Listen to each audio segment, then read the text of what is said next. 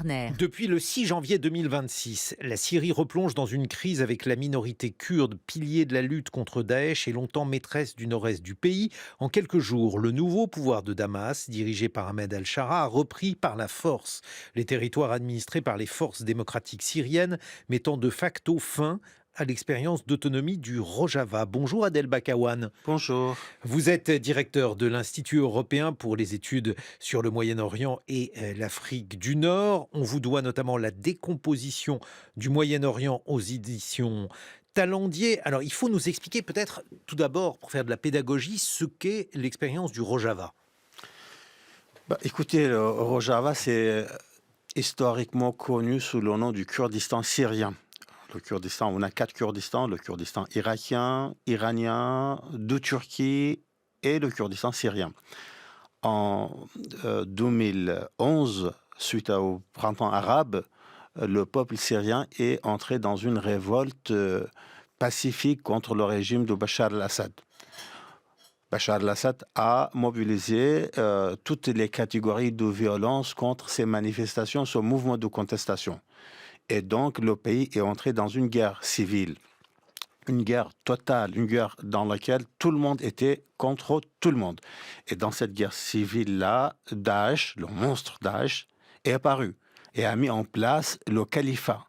Et on se souvient très bien ici à Paris ce qui s'est passé à Bataclan et dans d'autres, en Espagne ou en Allemagne, dans tous les pays européens, n'est-ce pas? C'était des massacres.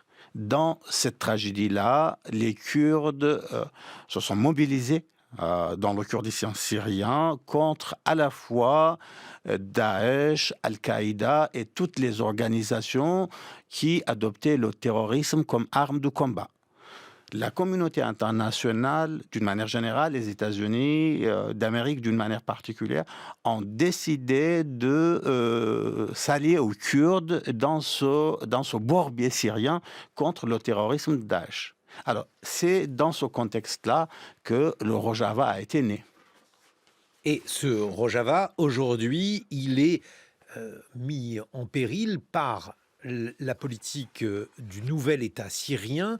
Qu'est-ce qui s'est passé? Pourquoi Ahmed el-Shara, qui avait a priori promis une république inclusive, eh bien, les choses ne se déroulent pas exactement de cette façon-là? Écoutez, qu'est-ce qui s'est passé? Vous avez le Rojava, c'est-à-dire le territoire du Kurdistan syrien, et vous avez aussi le nord-est de la Syrie. Le Rojava se trouve dans cette zone-là, cette zone très très vaste, c'est à peu près 30% du territoire syrien qu'ils appellent le nord-est. Les Kurdes de Rojava, avec qui j'ai échangé, le général Mazloum, avec qui j'ai eu des discussions, avec d'autres représentants, ne voulaient absolument pas aller au-delà, pendant ces 13 années de guerre, ne voulaient absolument pas aller au-delà du Kurdistan syrien, au-delà du territoire du Kurdistan, c'est-à-dire au-delà du Rojava. Mais ce sont les Occidentaux, notamment les Américains, qui ont mis la pression sur les Kurdes pour se déployer dans les zones arabes du nord-est de la Syrie, c'est-à-dire Raqqa, qui était la capitale du califat de Daesh, Deir ez-Zor et d'autres zones. Les Kurdes savaient très bien que ces territoires-là n'appartenaient pas au Rojava. Mais parce que les Américains ont promis aux Kurdes de les accompagner, de les aider, de les soutenir, parce que c'était des acteurs à qui on faisait confiance.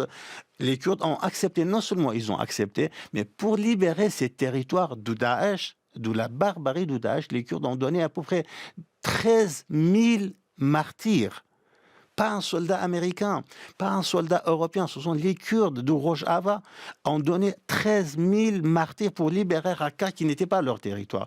Alors aujourd'hui, bien évidemment, après la chute de Bachar al-Assad, Ahmed Shara, pour ne pas entrer dans les détails parce qu'on n'a que quelques minutes, est devenu l'allié stratégique des États-Unis d'Amérique, et les Américains ont dit clairement entre Ramichlou c'est la capitale de Rojava, et Damas, on choisit Damas, tout en restant amis avec vous, pas aller, amis avec vous, tout en mettant des pressions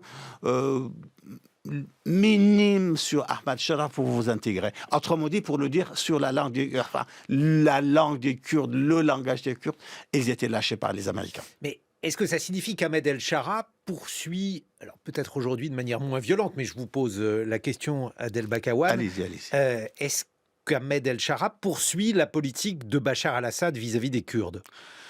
C'est une très très bonne question, vraiment. Pourquoi? Parce que souvent on dit, mais la Syrie a changé. Oui, bien évidemment, la Syrie a changé. Bien évidemment, la famille d'Assad n'est pas là. Mais structurellement parlant, il faut analyser les indicateurs et les données factuelles d'une manière objective. Qu'est-ce qu'on avait avec Bachar al-Assad? On avait un homme très très puissant à la tête d'un parti très très puissant, totalitaire, avec un paradigme pour la Syrie, à savoir une Syrie centralisatrice qui s'impose à tout le monde et qui ne reconnaît absolument pas l'existence des autres composantes de la société syrienne. Aujourd'hui, c'est Ahmad Shara qui remplace Bachar al-Assad. Bien évidemment, Bachar al-Assad appartenait à cette idéologie du nationalisme arabe. Lui, il le dit clairement, il appartient à islamo-nationalisme. Dans le meilleur des cas, sinon c'est l'islamisme d'une manière pure. Et ensuite, il a un parti politique, HTC, qui remplace le parti Baas. Et là, c'est le même paradigme du parti Baas, c'est-à-dire une série centralisée, centralisatrice, qui nie totalement l'existence des autres composantes. D'où le massacre des Alaouites, d'où le massacre des Druzes, et aujourd'hui, c'est le tour des Kurdes. Si je vous suis bien, Adel Bakawan, aujourd'hui Ahmed El-Shara suit un programme américain. Pourquoi les Américains ne vont-ils pas plus loin pour tenter de pacifier la Syrie, puisqu'ils veulent manifestement poursuivre leur plan, notamment par rapport aux accords d'Abraham, faire en sorte que la Syrie fasse la paix avec Israël et construise une sorte de sphère économique de co-développement. Pourquoi ne pas aller jusqu'au bout?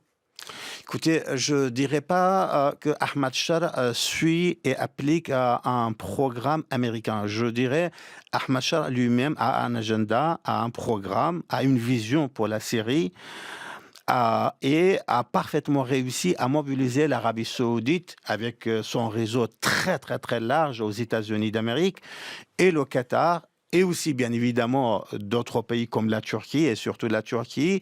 Ahmad Shara a réussi à mobiliser tous ces réseaux-là pour normaliser ses relations avec Donald Trump.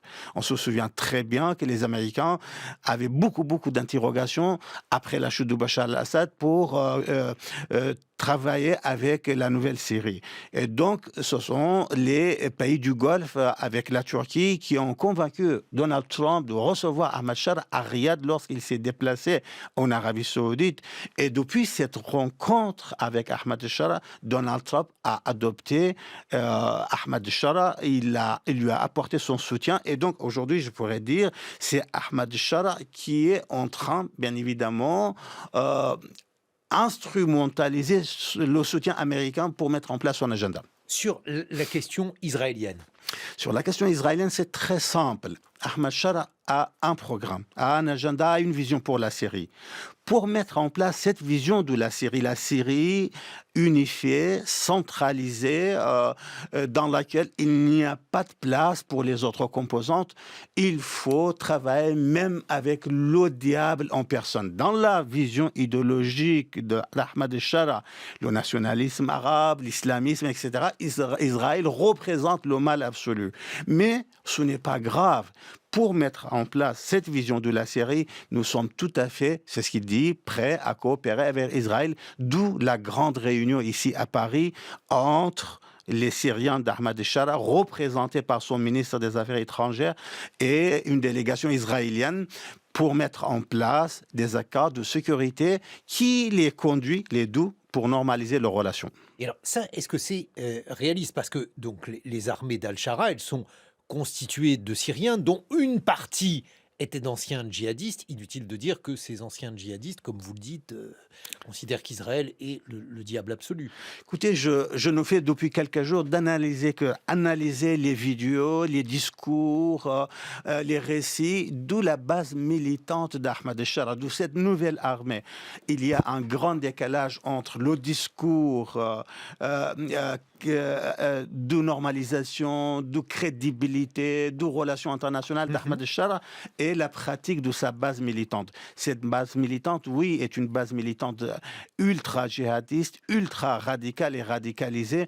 Je pense qu'il est peu probable que cette base accepte cette normalisation avec Israël, d'où le discours de Tom Barak, l'envoyé spécial de Donald Trump, en disant que tous les jours, ils font des miracles pour protéger Ahmad al-Shara à ne pas être assassiné par sa propre base militante. Oui, puisque par ailleurs, Ahmed al-Shara a eu sa vie menacée. Je crois qu'il a échappé à 19 attentats. Oui, oui, oui, absolument. Et 19 attentats, non pas de la part des extérieurs, mais de la part de ses propres acteurs. C'est pourquoi tous les jours, on assiste à des purges à l'intérieur de son armée et de sa base militante. Comment voyez-vous l'avenir des Kurdes, Adel Bakawan? C'est l'incertitude qui domine. Nous sommes désormais entrés dans une zone grise d'incertitude parce qu'ils sont lâchés par leurs alliés. Et ils savent très bien que leur marge de manœuvre est très très limitée.